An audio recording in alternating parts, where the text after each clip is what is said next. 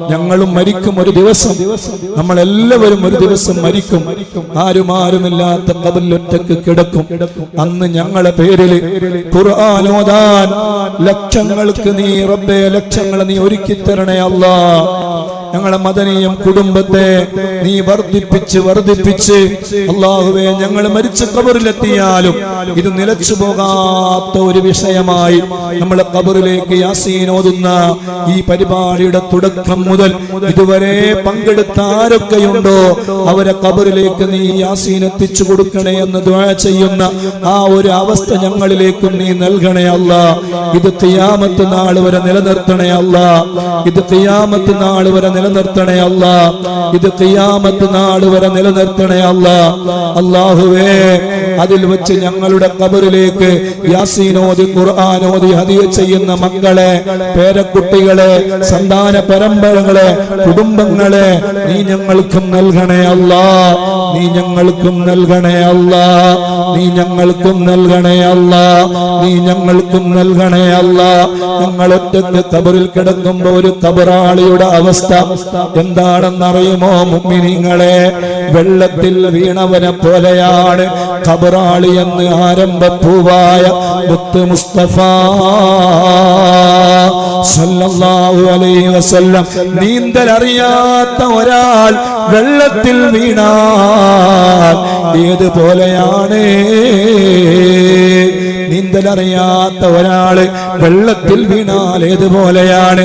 ഒരു കയറ് കിട്ടിയിരുന്നെങ്കിൽ രക്ഷപ്പെടാമായിരുന്നുവല്ലോ. അല്ലാഹ് എന്നവരെ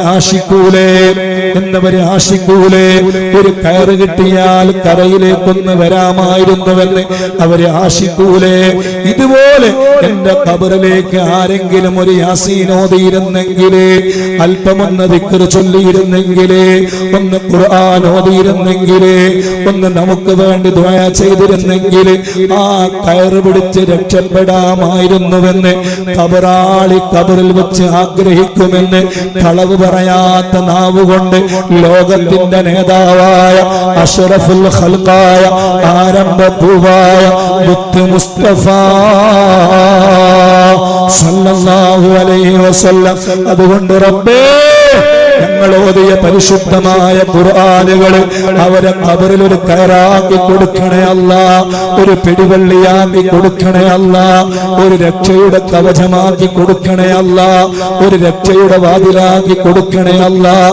ജീവിതത്തിൽ എന്ത് തെറ്റുകൾ അവരുടെ ഭാഗത്തു നിന്ന് സംഭവിച്ചു പോയിട്ടുണ്ടെങ്കിലും യാ അല്ലാഹ്, യാ അല്ലാഹ്, യാ അല്ലാഹ്, അവരുടെ ഖബറിൽ അതിന്റെ ഗുണങ്ങൾ നീ എത്തിച്ചു കൊടുത്ത് ആ ഖബറിലെ ശിക്ഷയിൽ നിന്ന് അവർക്ക് രക്ഷയേകണേ അല്ലാഹ്. അവർക്ക് രക്ഷയേകണേ അല്ലാഹ്. അവർക്ക് രക്ഷയേകണേ അല്ലാഹ്. അവരെ ഖബറിൽ നീ അദാബിലാക്കല്ലേ അല്ലാഹ്. വിഷമത്തിലാക്കല്ലേ അല്ലാഹ്. പ്രയാസത്തിലാക്കല്ലേ അല്ലാഹ്. സമയമാകുമ്പോ രാത്രി 8 മണിയാകുമ്പോ മദനീയത്തിന്റെ മുന്നിൽ വന്നിരുന്നിട്ട് മദനീയവും കേട്ട് അത്താദ് റത്തീബും ചൊല്ലി അസ്മാഉൽ ഹുസ്നയും ചൊല്ലി കണ്ണുകളിലൂടെ കണ്ണുനീരൊലിപ്പിച്ചിരുന്ന എത്ര ആളുകളാണ് ഇന്ന് ഖബറിലുള്ളത്? നിനക്കേ അറിയുകയുള്ളൂ. അവർക്ക് വേണ്ടി എന്തായാലും ദുആ ചെയ്യണം. ഓ മദനീയം കുടുംബങ്ങളെ, എല്ലാ ദിവസവും മദനീയത്തിൽ പങ്കെടുക്കണം. ഒരു ദിവസം നിങ്ങൾ മരണപ്പെട്ടാൽ നിങ്ങൾക്ക് ദുആ ചെയ്യാൻ ലക്ഷങ്ങൾ നിങ്ങളുടെ കൂടെയുണ്ട് കേട്ടോ. ഇത് ചെറിയ നിസ്സാരമായ കാര്യമല്ല. ഇതൊരു തമാശ കളിയല്ല. ഇത് വെറുതെ പറയുകയല്ല. ഖബറിൽ കിടന്ന് നോക്കണം, അപ്പേ ഖബറിന്റെ അവസ്ഥ അറിയുകയുള്ളൂ. ആ ഒറ്റക്കുള്ള ഖബറിൽ കിടക്കുമ്പോ ഞാനന്ന് മദനീയത്തിൽ പങ്കെടുത്തിരുന്നെങ്കിൽ എന്റെ ഖബറിലേക്ക് ഒരുപാട് യാസീനുകളും ഒക്കെ ലഭിക്കുമായിരുന്നുവല്ലോ.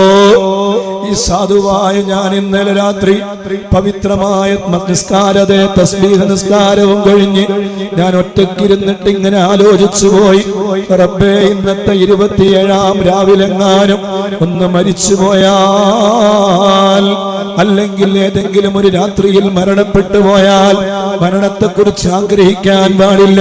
ഞാൻ ആഗ്രഹിച്ചതുമല്ല, പക്ഷെ അറിയാതെ മരണത്തിന്റെ ചിന്തകൾ കൽവിലേക്ക് വന്നുപോയി. അപ്പോൾ അറിയാതെ മനസ്സ് വേദനിച്ചു പോയി. അങ്ങനെ ഓർക്കുന്ന സമയത്ത് മനസ്സിനൊരു സമാധാനം. എന്താണ് ആ സമാധാനം? എങ്ങാനും മരിച്ചു എന്നറിഞ്ഞാൽ യാസീനോദാനും ഖുർആനോദാനും ഒരുപാട് ഉസ്താദുമാരും സയ്യിദന്മാരും ബീവിമാരും മുഅ്മിനീങ്ങളും മുഅ്മിനാത്തുകളും വിദ്യാർത്ഥിനികളും പിഞ്ചു മക്കളും ദുആ ചെയ്യാൻ കൂടെയുണ്ടല്ലോ അല്ലാഹ് എന്ന് അറിയാതെ ചിന്തിച്ച് അറിയാതെ കരഞ്ഞുപോയി. നമുക്കെല്ലാവർക്കുമുള്ള പ്രതീക്ഷ അതാണ്. മരിച്ച് പോകുമ്പോ ദുആ ചെയ്യാൻ നമ്മുടെ കൂടെ കുറെ ആളുകളുണ്ട്. കമന്റ് ബോക്സിൽ ഒരു കമന്റ് വന്നില്ലേ? ആ കമന്റ് കണ്ടപ്പോ മനസ്സ് വല്ലാതെ സന്തോഷിച്ചു പോയി. ഉസ്താദേ, മദനീയത്തിന്റെ സദസ്സിൽ പങ്കെടുക്കുമ്പോ ആ സദസ്സിൽ പങ്കെടുക്കുന്ന സമയത്ത് ഞാൻ ഒറ്റക്കല്ല, എന്റെ കൂടെ ആരൊക്കെയോ ഉണ്ട് എന്ന തോന്നലാണ് ഉസ്താദ് എനിക്ക്. ഞാൻ ഒറ്റക്കല്ല, ഒരു സഹോദരി അയച്ച മെസ്സേജാണ്. അൽഹംദുലില്ലാഹ്.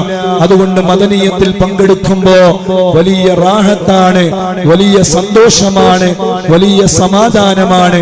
ഞാൻ ഒറ്റക്കല്ല, എന്റെ കൂടെ ദിക്ർ ചൊല്ലാനും, എന്റെ കൂടെ യാസീൻ ഓതാനും, എന്റെ കൂടെ ഹദ്ദാദ് ചൊല്ലാനും, എന്റെ കൂടെ അസ്മാഉൽ ഹുസ്ന ചൊല്ലാനും ലക്ഷക്കണക്കിന് ആളുകൾ എന്റെ കൂടെയുണ്ട് എന്ന ഒരു ആശ്വാസമാണ് ഉസ്താദ് എനിക്ക്. അത് കേട്ടപ്പോ വലിയ സന്തോഷമായി. അല്ലാഹു കബൂലാക്കട്ടെ, അല്ലാഹു സ്വീകരിക്കട്ടെ, അല്ലാഹു നമുക്കെല്ലാവർക്കും അല്ലാഹു ഇജാബത്ത് നൽകട്ടെ.